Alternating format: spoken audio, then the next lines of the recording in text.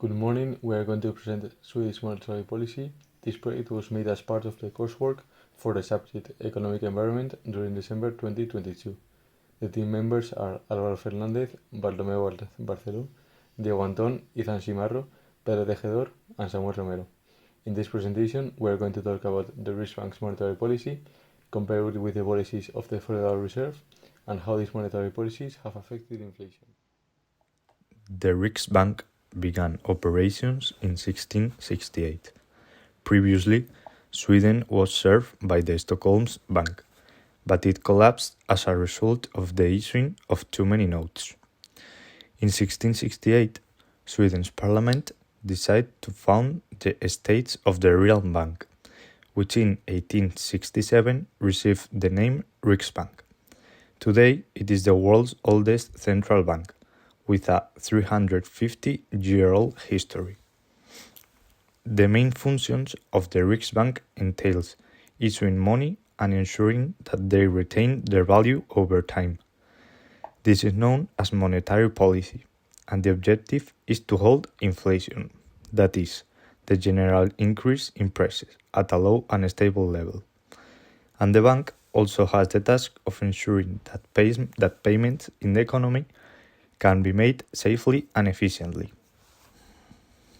Today, the Riksbank takes part of the European system of central banks, together with the European Central Bank and other 27 central banks of different countries in Europe.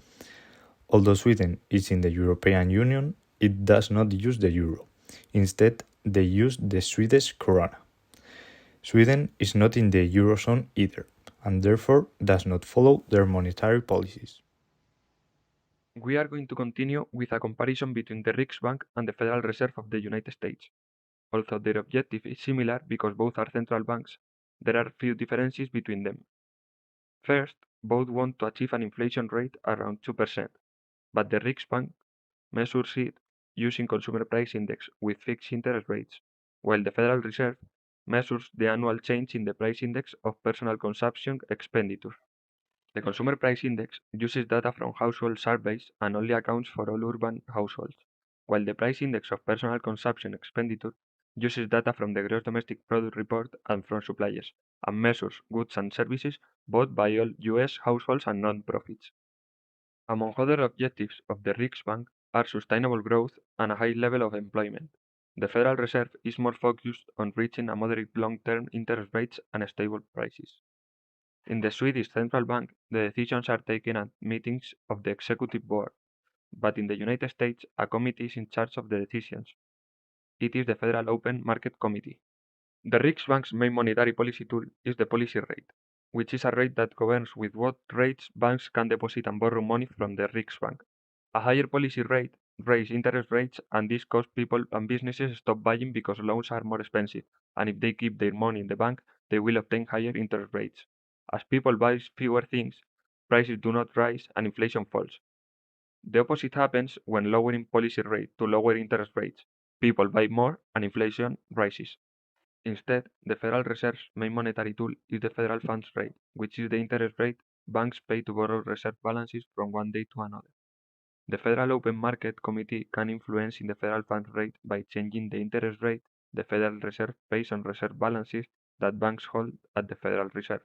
This change causes a proportional change in the interest rates that banks and other lenders charge for short-term loans, as well as it affects to loans with variable rate and has an impact in the price of assets.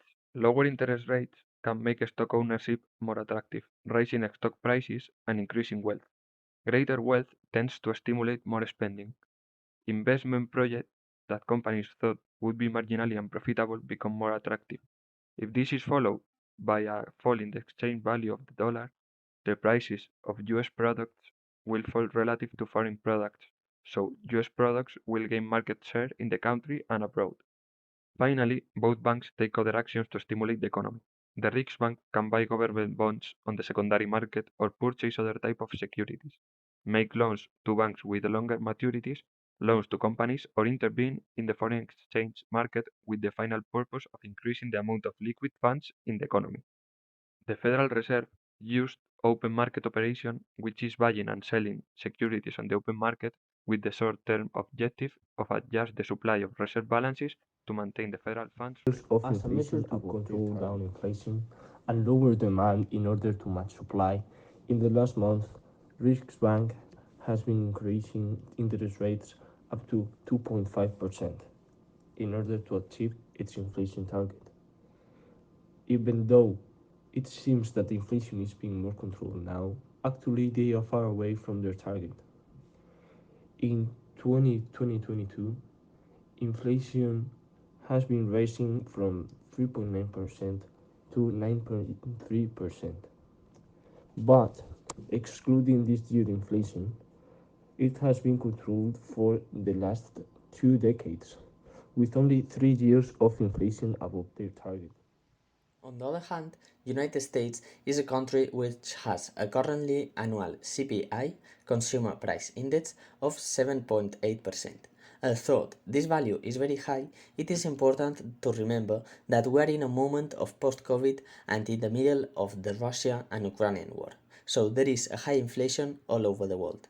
For that reason, the currently monetary policy of United States and Sweden are based on increasing interest rates in order to control inflation.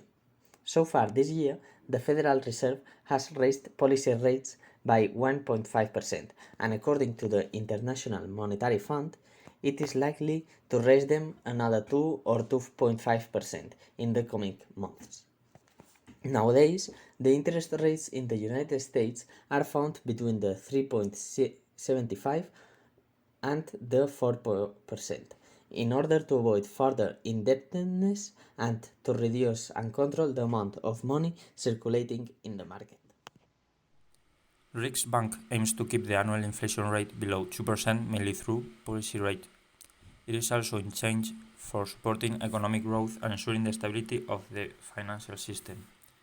In order to achieve that, the Riksbank is currently trying to increase interest rates to achieve its inflation target of around 2% per year. Despite the fact that Riksbank has generally been successful in controlling inflation over the last 2 decades, it is currently above the target. However, if we compare Sweden's situation with other countries, we will figure out that there is a generalized period of high inflation, due to the still persistent effects of the COVID-19 pandemic and the Russian-Ukraine war. In conclusion, the Riksbank has been doing a good job historically, although it could make some small changes to alleviate the difficult economic situation. For example, changing reserve requirements for banks or buying and selling government bonds. All in all, there is no reason for them to make changes in Sweden's monetary policy, since they have been doing well for so long.